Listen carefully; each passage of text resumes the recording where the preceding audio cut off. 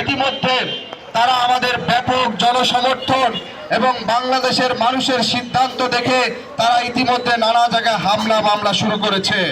আমরা বলতে চাই, জনমত জরিপ এবং আমরা যে মানুষের ধারে ধারে যাচ্ছি, বাংলাদেশ নতুন বাংলাদেশের জনগণ নতুন বাংলাদেশের অপেক্ষায়। আচ্ছা, আজান হচ্ছে, আমরা 30 সেকেন্ড রয়েছে। আমাদের প্রোগ্রামগুলোতে দেখবেন তাদের স্বতঃস্ফূর্ত অংশগ্রহণ, একই সাথে সমর্থন দিয়ে যাচ্ছে। আমরা লক্ষ্য করেছি যে বাংলাদেশের জনগণ যখন দুর্নীতিবাজের বিরুদ্ধে, সন্ত্রাসের বিরুদ্ধে, চাঁদাবাজের বিরুদ্ধে কিন্তু তাদের অবস্থান গ্রহণ করে ফেলেছে। এবং আমরা গত দুদিন আগে টিআইবির একটি রিপোর্টে দেখেছি যে গণ অভ্যুত্থান পরবর্তীতে বাংলাদেশের মানুষ পূর্বের মতন আগে যেভাবে আওয়ামী লীগ বিএনপি নিজেরা পরস্পর মারামারি করত, সংঘাত করত, সেই সংঘাতে রাজনীতি দেখতে চায় না।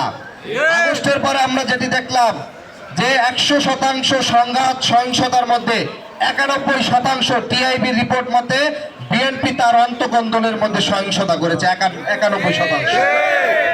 ফলশ্রুতিতে আমরা যেটি বলবো যে এই সহিংসতা রাজনীতিকে বাংলাদেশের মানুষ না বলে, তারা পরিবর্তন চায়, তারা শান্তিকামী চায়, তারা চায় রাজনীতিবিদ মানি এলাকা এলাকায় চাঁদাবাজির ব্যবস্থা না করা, রাজনীতিবিদ মানি এলাকার সন্ত্রাসীদেরকে প্রতিপালন না করা।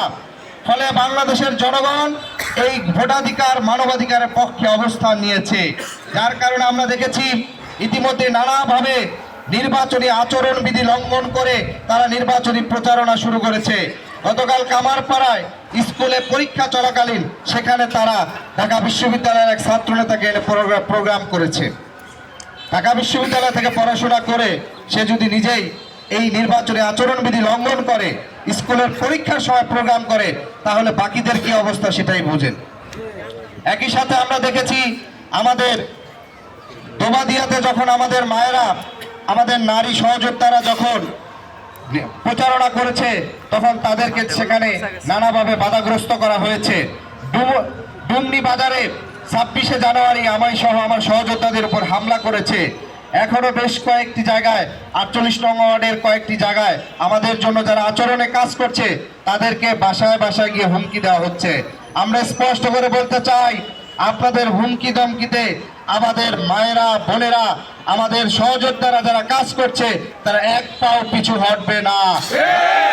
প্রত্যেকটা হুমকির বিরুদ্ধে আমরা গণপ্রতিরোধ গড়ে তুলব। একই সাথে 12ই ফেব্রুয়ারি আপনারা সবাই ভোট কেন্দ্রে যাবেন। সেই ভোট দিয়ে রেজাল্ট ঘোষণা না হওয়া পর্যন্ত আপনারা অবস্থান নেবেন, যাতে কোনো সন্ত্রাসীরা ভোট কেন্দ্রে বিশৃঙ্খলা করে সাধারণ মানুষকে যেন ভোটদান থেকে বিরত রাখতে না পারে। আমরা বেশ কয়েকটি কেন্দ্র দেখেছি যে কেন্দ্রগুলো দখলে তারা পায়তারা করছে।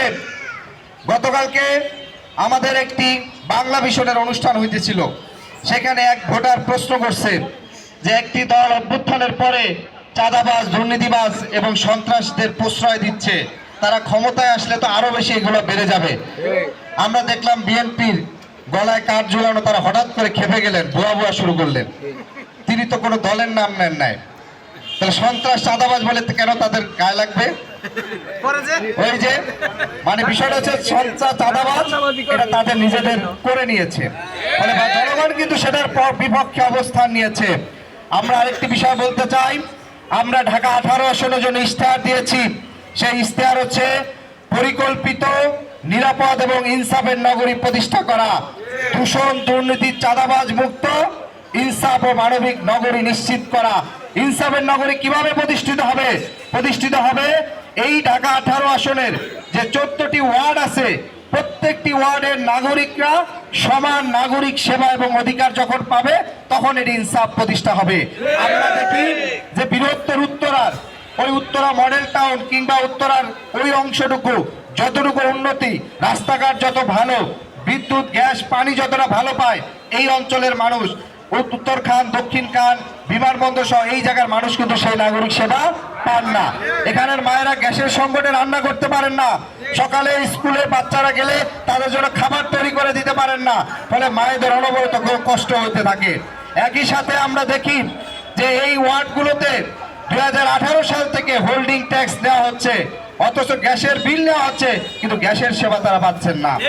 আমাদেরকে ইনসাফ প্রতিষ্ঠা করতে হলে এই প্রত্যেকটি ওয়ার্ডে নাগরিক সেবা আমাদের নিশ্চিত করতে হবে। আমরা